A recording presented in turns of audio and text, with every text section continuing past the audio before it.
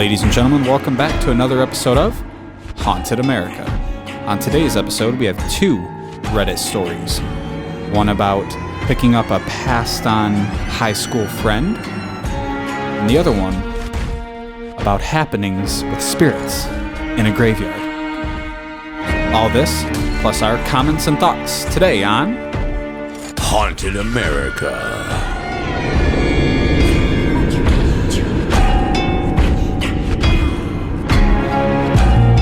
If you would like to call in and share some of your ghost stories live on the podcast, give us a call at 716-389-4662.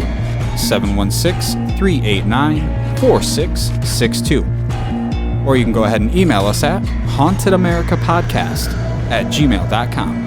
Now, let's get into the show.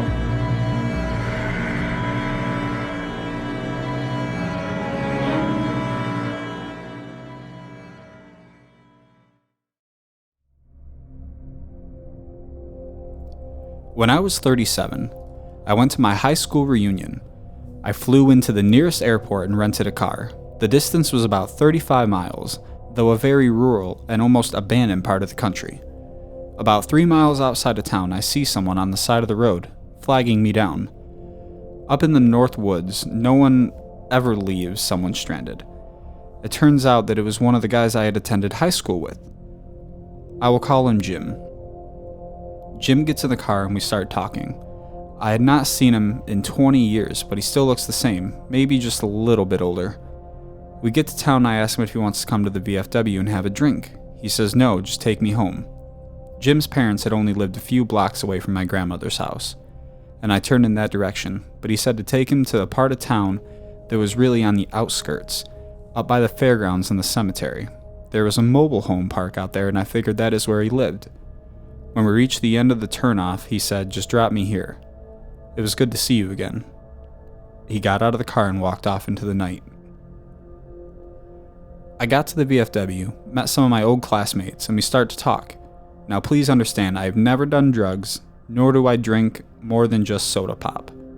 I was stone cold sober, tired after a 13-hour flight that included 3-hour layovers, but sober. As we are talking about who was coming to the reunion, I mentioned that I had just picked up Jim 3 miles east outside of town and dropped him off up by the fairgrounds. Everyone got real quiet. Even the guy singing karaoke stops, lays down the mic. My cousin goes as white as a new cotton t-shirt. Barb said that Jim died on the curve 8 years ago, rolled his car, and they were all at his funeral. I start to feel really dizzy, go out to the car to take some deep breaths and decide whether or not I am going insane. There on the seat is a local newspaper, printed 8 years previous, containing Jim's obituary. I still have the damn paper. Every now and then I take it out and stare at it, and I still wonder, WTF happened? First of all, there's no need to call it soda pop. It's just pop. Or soda. I had to just... Depends on what part of the country you're in. It's pop. Depends on what part of the country you're in. Say it right. It's pop. All right. You know, this was really interesting. It's almost an episode of Supernatural. The exact same thing happens without, all the killing at the end. This dude picked up his old classmate. Yeah. His classmate's spirit. This is an insane story. And the fact that it happened on the night that you're back in town, right, to go to a class reunion. And with all the people that were at his funeral. Right.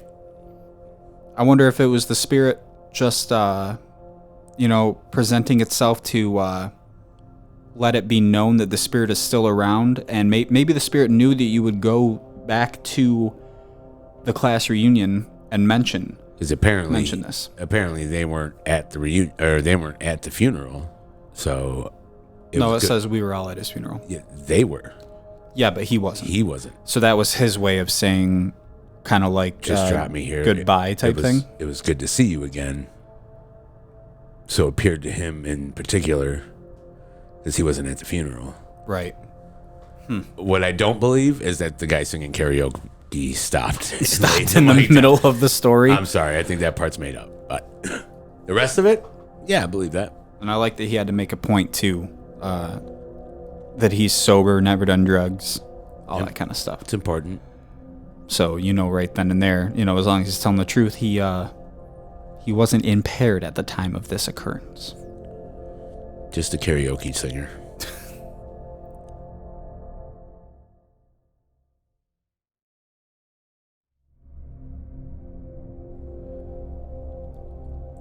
Years ago, a few friends and I went to hang out in a graveyard. Stupid thing to do for a bunch of bored 18-year-olds on a weekday night, but what happened next was very real to all of our experiences.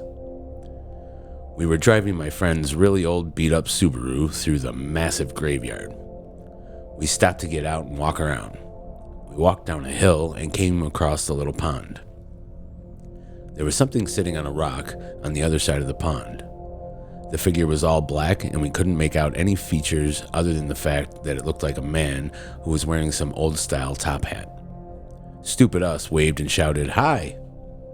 He didn't show any acknowledgement or wave back. The man sat on the rock, still. All of a sudden, he jumped to his feet, started running to us on the water, and then vanished in thin air about halfway across the pond. My friends and I screamed and ran back to her car. I didn't want to believe what we saw, but we all saw it happen. We got back to her car and tried to start it. It wouldn't start. Frantically trying to get it started, we all started panicking and getting very scared. That's when we heard some banging on the car from the back. It wasn't a constant bang, but every few seconds or so we'd hear it. Nobody was outside from what we could see in the dark, but something was making a noise in the car. At this point, I'm having a full-blown panic attack, screaming and crying to get us out. Luckily, my friends seemed a little bit less panicky than I was and helped calm me down. It was obvious that they were just as freaked out, however, more speechless and pale-faced. We would have left the car in the graveyard and walked a long journey to the exit if it wasn't for the banging on the car. We didn't want to get out and leave. After about a minute, the banging stopped. I said, "I'll call my mom to come give us a boost." I'm not entirely sure why none of us thought to call sooner. However, I don't believe anyone thinks rationally when panicking. At this point, 15 minutes has gone by since we got back into her car. I opened my phone and started dialing and realized I had no service.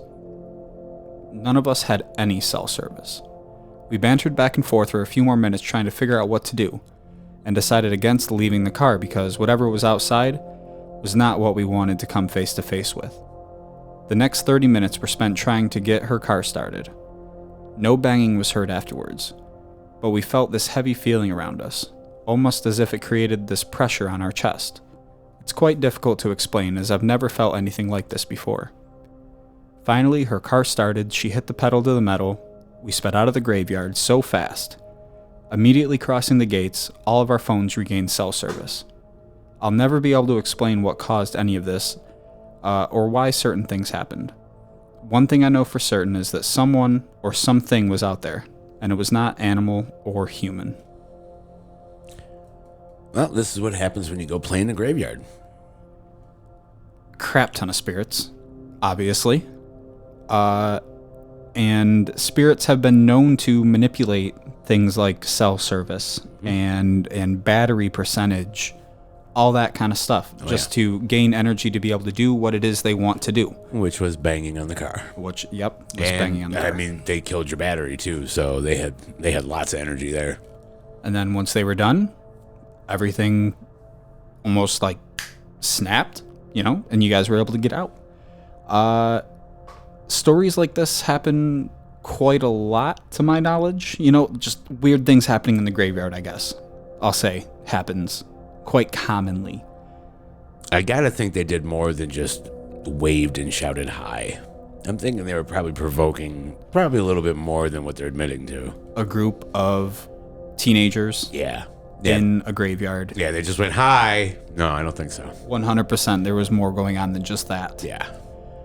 Interesting story, though. There are no comments on this Reddit story. No, so this was a good one. This was a very good story and makes you think next time you're in a graveyard, maybe Be respectful Act to appropriately. the dead. Yes.